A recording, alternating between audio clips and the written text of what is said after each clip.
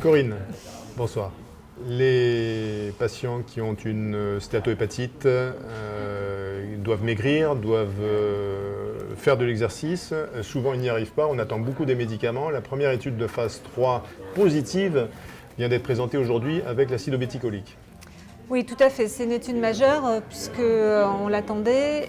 Donc c'est une étude de phase 3 internationale randomisée sur l'acide obéticolique versus placebo dans la NASH.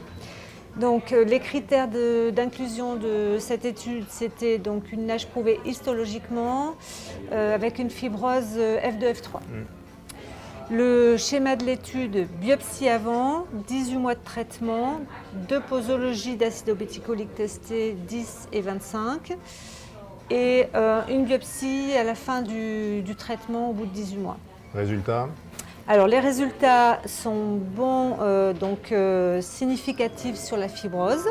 On a une régression de la fibrose dans 38% des cas chez les patients qui sont sous la posologie 25 versus 20% dans le groupe placebo. Par contre, il n'y a pas de régression, pas de différence significative sur la résolution de la NASH. On a des améliorations sur certains des critères, donc une tendance à la baisse, mais pas de régression. D'accord.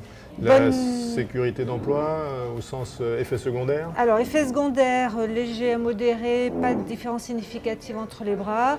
Par contre, on retrouve le prurite, ce qui était attendu, déjà connu, avec quand même 51% de prurite dans le bras traité à acide obéticolique 25 mg.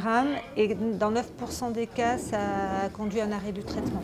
D'accord. 25 mg, donc une dose plus importante que ce qu'on utilise dans la cholangite biliaire primitive. L'avenir de ces traitements, on le perçoit comment?